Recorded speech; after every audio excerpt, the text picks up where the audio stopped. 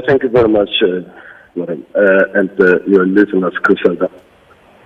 First and foremost, I must say that I'm very much disappointed and shocked because the last time I spoke to Nhlanhla Mkhwanazi was on Friday, and all was well. And to my surprise, I got many calls that came through say, "Hey, are you listening? Are you watching?"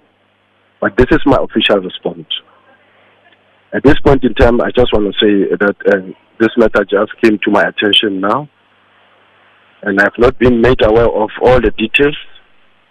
I will most certainly respond after I have had an opportunity to ascertain the issues, and then subject to the proper regulations and processes, I will also respond. I'm not going to behave as a disciplined member of the South African Police Service. I'm not going to follow the path that Nhlanhla Mkhwanazi followed. I'm not going to take the mic and say things that I cannot prove. All I can say is that I will respond. I just need to consult with my legal team and then respond officially. Safe to say that I'm giving him permission to show to the media the evidence that he's talking about. He doesn't need to bring it to me, and if he knows of any criminal offense that has been committed, he must open a case, he must arrest.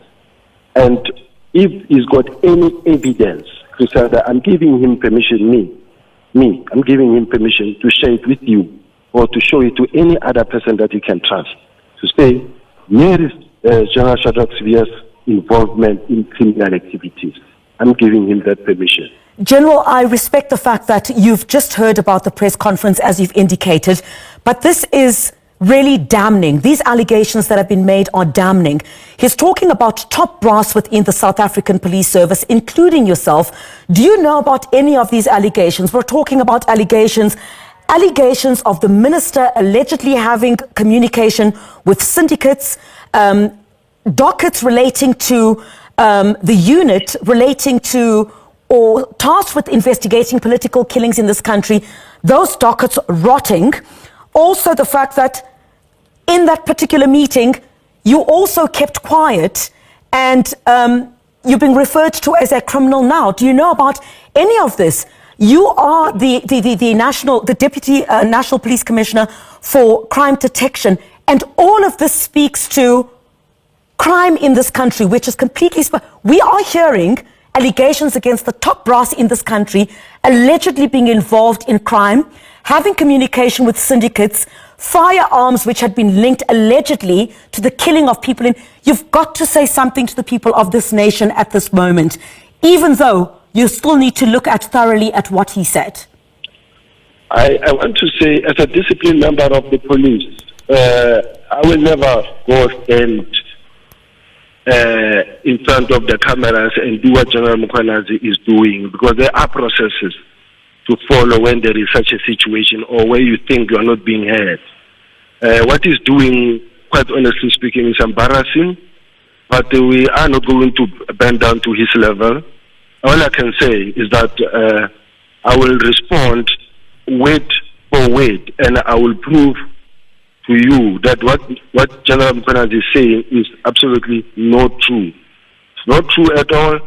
And if that was the case, I can show you that I was communicating with a man just last week now. We've been talking. There's nothing like what he's talking about. And what kind of a member is that who just go stand up there and talk to the minister the way Nhlanhla Mkhwanazi is talking about the minister? It is not just respect to the minister or to the authority. You don't do that. But certainly, General, if there are, yes, General, I agree. There are certain processes that need to be followed within the South African Police Service, but these are serious allegations that are being... Let me ask you, did you know of any of these allegations? Do you know within the South... You are the Deputy National Police Commissioner for Crime Detection. Do you know anything about these allegations being leveled against the minister? These allegations being leveled against you? Allegations that the minister is in communication with syndicates And there's been communication that he's had with some of them, a certain Mr. Brown Mkhwanazi. Do you know this Brown Mkhwanazi or Brian Mkhwanazi? Do you know any of these people that are being spoken about? By any extension, do you know anything about... Remember that Mkhwanazi has been talking through TikTok, and we are not really participating in TikTok. So whatever allegations that he's been saying, he hasn't been mentioning people's names. Now, I just want to say that as the South African Police Service, we've been doing our good work. We've been working hard. We've been arresting criminals, and I'm sure you can see the statistics are green. And I don't want to say I'm running away from your questions, but you are putting me in a situation where I have to blow by blow, and I don't want to get into that situation of blow by blow. I want to sit down, watch this briefing, consult with my attorney, and then take it from here. But I can tell you that there's no truth whatsoever in everything that he said. Everything, including even in the meeting that we had with the minister. It was a matured meeting. He never uttered such words such as, I'm not going to participate in a meeting with a criminal. I hear it for the first time. And safe to tell you that, in fact, you will find that the opposite is true. What Mkhwanazi is saying, there's no truth in all this. There's no truth whatsoever, and that's why I'm brave enough to say to you, we must give you the evidence that is talking about of the criminals that are involved. Just very quickly, General, is there a plot to get rid of General Mkhwanazi? And I'm talking about that in the manner in which he speaks. He talks about a cancer that is so deep.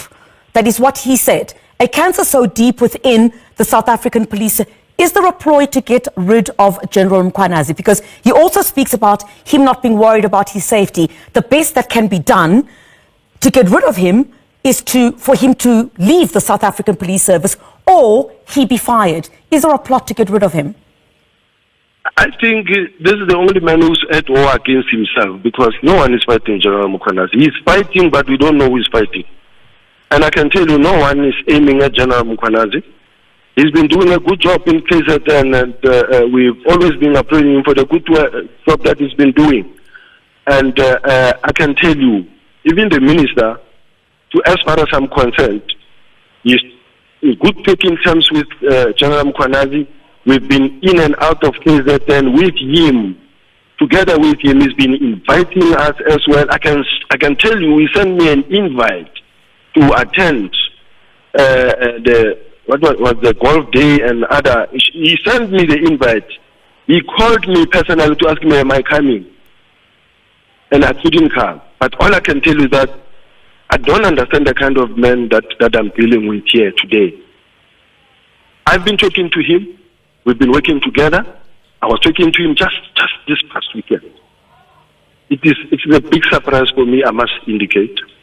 But I can also say to you now that whatever allegation that is mentioned, let's go page by page and confirm the allegations that he just spoke about. You can come to me. I can take you to the people that he says will have that information. Let's go pound for pound and look into the evidence of what he's talking about. You will see that he's just excited. What he's saying is, he sounds like, General, he sounds like a very aggrieved man. Before I let you go, are you a criminal? He's referred to you. He said in that meeting that the police minister had organized at his premises, you didn't say anything in that meeting, and he basically said there can basically be no peace between a police officer and a criminal. That seems to have been suggested at you. Are you a criminal? No, Cressida, I'm 37 years in this field. I've been doing this job, and many people, all the provinces know me. I've done my job throughout the country. I've served the people of South Africa, and there are big cases that I can point you out, including the AKA that he's talking about. I'm the one who was pushing it. He's talking about the AKA. I'm the one. In fact, he didn't want to arrest. I'm the one who arrested, who pushed for the arrest of AKA. So. And I can show you and I can prove to you about my involvement in the AKA matter. So I can tell you now, and I'm telling South Africa now, I am the one who was pushing for the arrest of AKA, not Mkhwanazi. That's what you must know. You seem and to I can tell, the two of you seem to be going toe to toe. Prosecutor, yeah, in this case, the two of you seem to be going toe to toe. Do you have any bad blood with General Mkhwanazi? And I mean, how does all of this fare? Take a South African. Only started as a result of the AKA matter because he didn't want to take this matter forward, and I had to force that these criminals be arrested. Okay, you're saying that General Mkhwanazi, you're saying General Mkhwanazi did not want, what do you mean General Mkhwanazi did not want to take the AKA matter forward? He was not doing anything up until I pushed for these people's arrest. I've met with the team more than 6 times. I've interacted with them. I've interacted with the team and the prosecutor and the National Commissioner in his absence. And we pushed for these people to be arrested, and they were arrested. So what is talking about we have arrest in KZ and there's no arrest in Joburg? I'm the one who pushed AKA. You're basically accusing him of defeating the ends of justice. When? No, when you're saying that he didn't want to do anything about the AKA matter, is that not defeating the ends of justice? I don't say he didn't want to do anything, was not doing anything. So that's defeating the ends of justice, General? No, it's not. When you say someone is not really acting, and I say, in my case, are you saying that he didn't act even though he knew? I was consulted with and said this matter is not moving. I jumped in and there was movement. How does this fare, General, just before I let you go, for South Africans? I'm talking to you in your capacity as the Deputy National Police Commissioner for Crime Detection in a country where we have crime completely spiraled out of control. There seems to be massive distrust within the South African Police Service, and I'm talking not at grassroots level, I'm talking right at the top.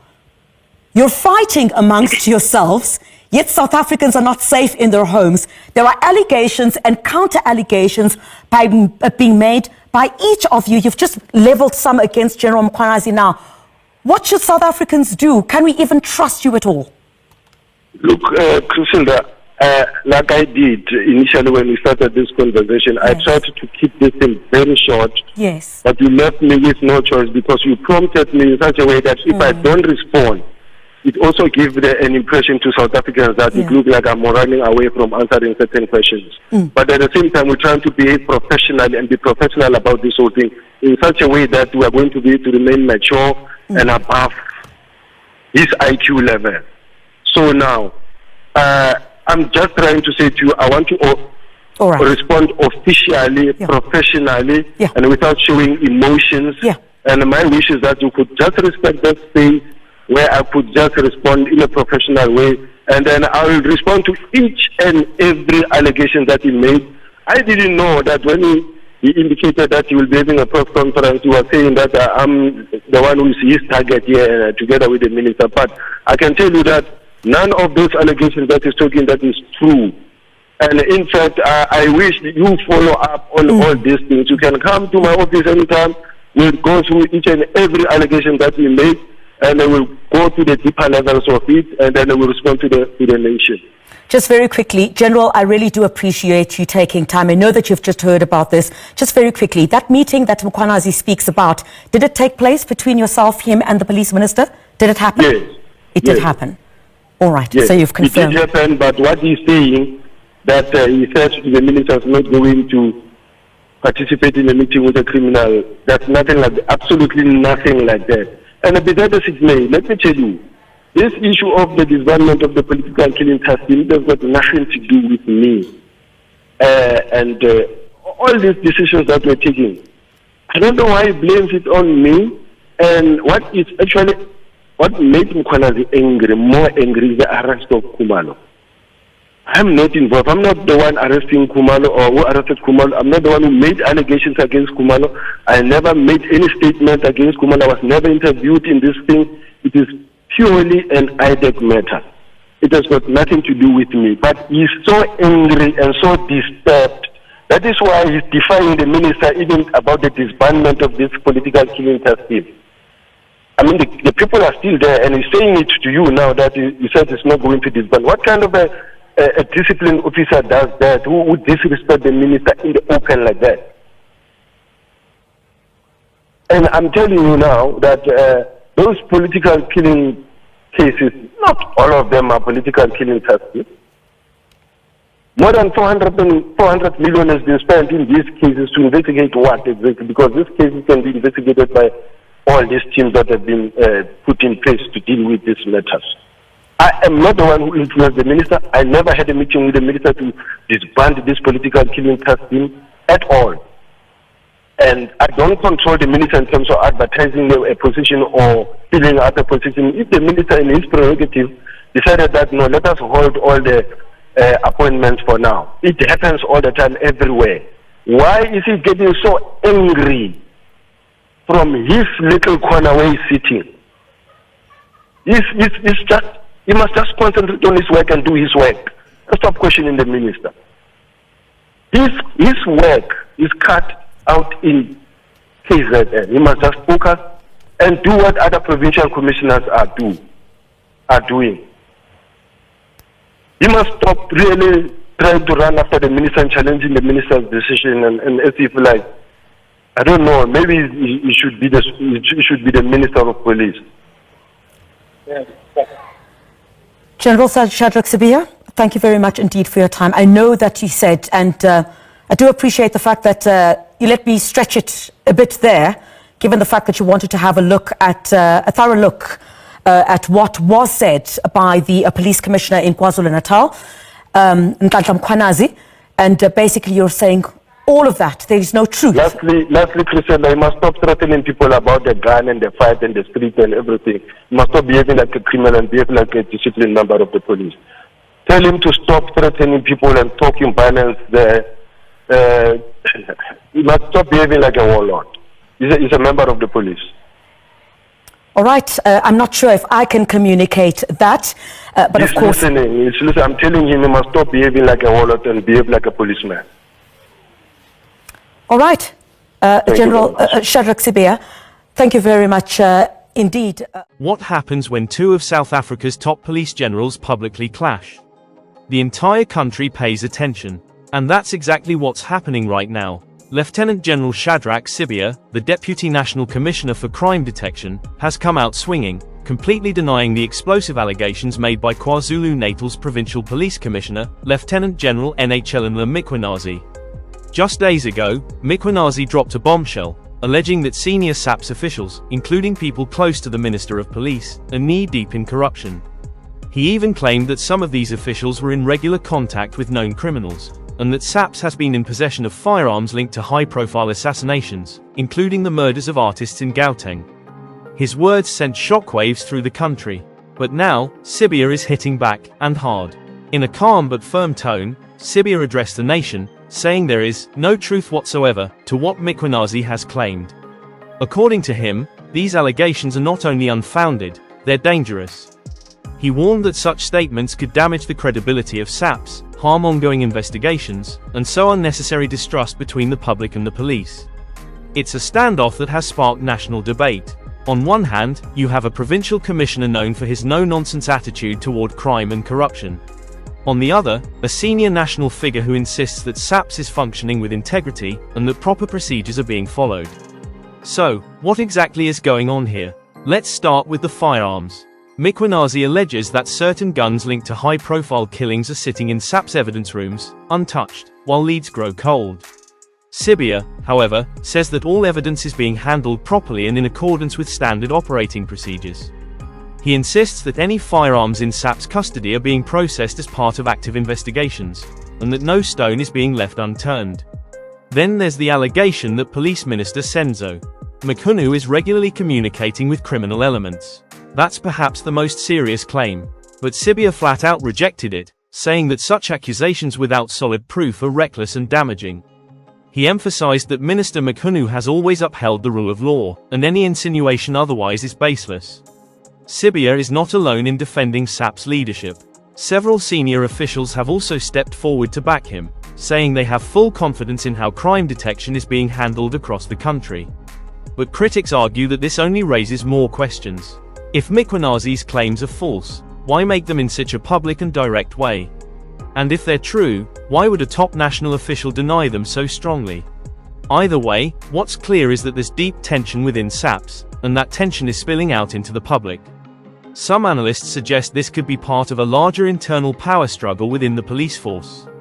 Others believe it might be related to political pressures, especially with high-profile corruption investigations underway and national elections looming. Whatever the case, it's obvious that public trust in law enforcement is once again being tested. For ordinary South Africans, this situation is deeply frustrating. On the one hand, citizens want to believe in the police. They want to trust that law enforcement is rooting out corruption and protecting the country. But when senior leaders are publicly contradicting each other, it's hard not to feel confused, and even disillusioned. That's why clarity is so important right now.